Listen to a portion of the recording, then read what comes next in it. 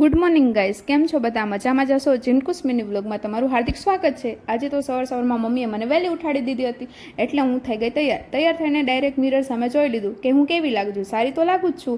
Hair wash કર્યા તો એટલે થોડાક નખરા તો કરવા જ પડે, એટલે કેમેરા સામે થોડાક નખરા કરી લીધા. ફાઇનલી હું થઈ ગઈ છું રેડી, અને હું ને મમ્મી જાવી છીએ બારે. ક્યાં જાવી છીએ તમારે જાણવું હોય તો એન્ડ સુધી વ્લોગમાં જોડાયા રહો. મારા મમ્મી પણ રેડી થઈ ગયા છે. મારે જેટલી ઉતાવળ નથી એટલી તો મારા મમ્મીને ઉતાવળ છે, તમે જોઈ શકો છો.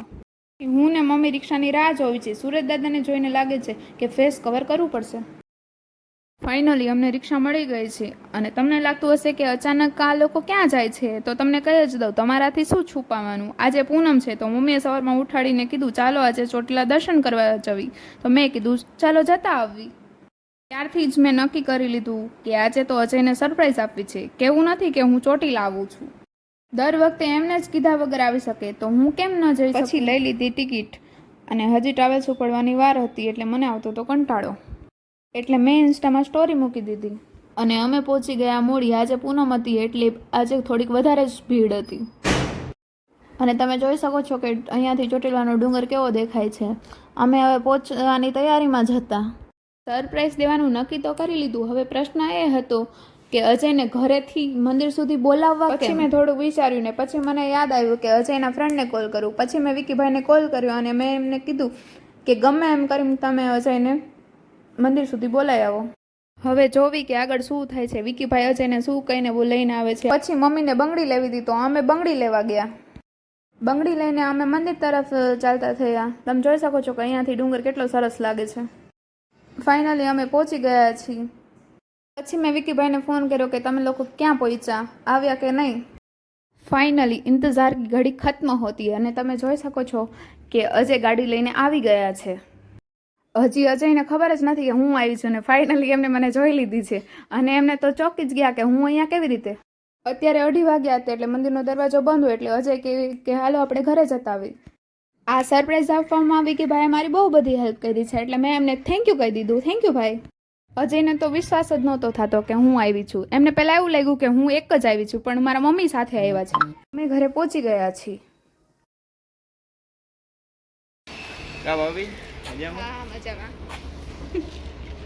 આપણા કોણ ભાઈ આ તો તું ના આવ્યો તો આજ રેડી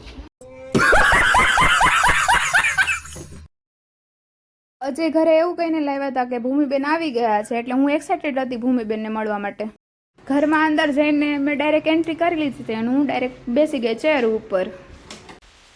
અજય મારી પાસે ખોટું બોલ્યા કે ભૂમિબેન ઘરે આવી ગયા છે, એટલે પછી મેં એમને સરપ્રાઈઝ આપવાનો વિચાર કર્યો, પણ અજય મારો પ્લાન ફ્લોપ કરી નાખ્યો અને અજય ડાયરેક્ટ કોલ કરીને કહી દીધું કે હું ઘરે આવી છું. ખબર ને મમ્મી અને અજયની એટલી બધી વાતો શું ભેગી થઈ. બે तो क्या गाइस इट्स मी अभी ननंद भूमि सोलंकी ये मेरा मोटा सा भैया भैया ये मोटा और बिकता है तो मैं अच्छी और प्यारी हूँ આ હે મારી ચકલી और ये है कौवा આ ચકલી હોસ્ટેલ માંથી પહેલી વાર કરે તો મેં કોણ घरे आई તો મેં કોણ. ये है मेरे भाभी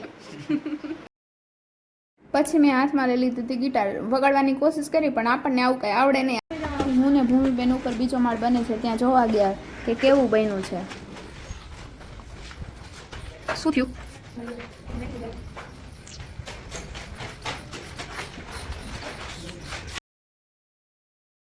હવે પાછા અમે જાવી છીએ મંદિરે દર્શન કરવા માટે.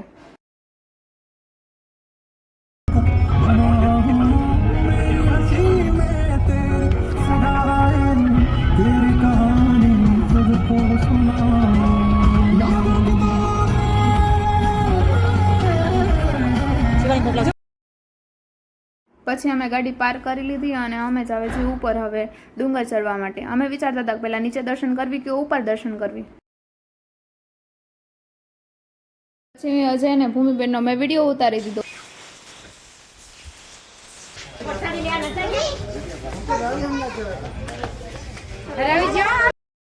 ચડતા ચડતા અજયની હાલત જો થઈ, આમાં કે મારે ગિરનાર ચડવું, આમાં કેમ ચડાય. ફાઇનલી અમે ઉપર મંદિરે પહોંચી ગયા હતા અને માતાજીના દર્શન કરી લીધા.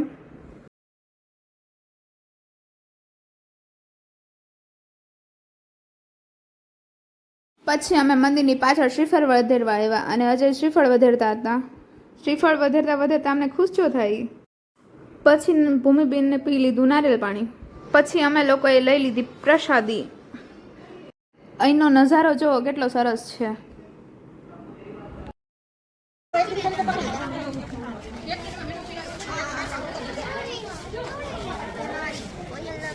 કોયલને ચકલી ચકલી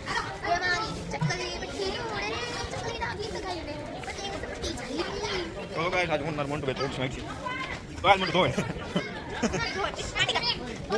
ટાઈમ બહુ ઓછો હતો એટલે હું ને ભૂમિબેન આગળ દોડ્યા જતા હતા. અમારે બેને શોપિંગ કરવાની ઉતાવળ હતી. ભૂમિબેન બે નીચે ઉતરતા હતા તો સાઈડમાં પથ્થરથી બનાવેલા મકાન જોયા. તો મેં ભૂમિબેનને કીધું કે ચાલો અમે બે મકાન બનાવતા હતા. તો મમ્મી કહે કે 2 માળ તો છે તે 3જો માળે કરીને. હજી તો અમે મકાન બનાવવાનું સ્ટાર્ટ કર્યું તો અજય બોલ્યા કે નીચે ગાડી રાખવા માટે થોડુંક પાર્કિંગની જગ્યા રાખજે એટલે આપણને વાંધો ન આવે. મેં ને ભૂમિબેનને બનાવી નાખ્યું તો મકાન. જોઈ લેજો અમારું મકાન કેવું છે. અમે બે નીચે પહોંચી ગયા હતા અને અમે બે પી લીધું લીંબુ શરબત. પછી મેં ને ભૂમિબેનને ચાલુ કરી દીધું શોપિંગ કરવાનું. અહીંયા બહુ બધા મસ્ત મસ્ત રમકડા હતા અને ભૂમિબેન જોતા હતા કિચન. આમાંથી એમને કન્ફ્યુઝ થઈ ગયા હતા કે કયું લેવું, કેમ કે ઢીંગલીના બધા જ કિચન બહુ સરસ સરસ હતા. પછી ભૂમિબેન રમકડાથી રમતા હતા, તમે જોઈ શકો છો.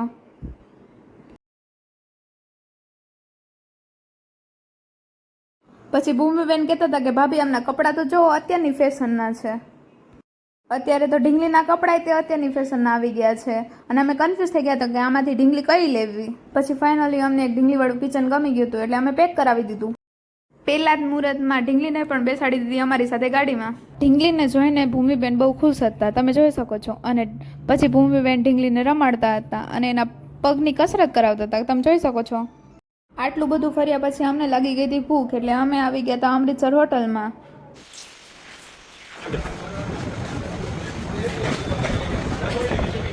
અમે જઈને તરત ઓર્ડર આપી દીધો તો અમને બેન આવતો તો કંટાળો એટલે ભૂમિબેનને હું હિંચકા ખાવા આવ્યા. જોઈ શકો તો તમે એમને હિંચકા ખાય છે.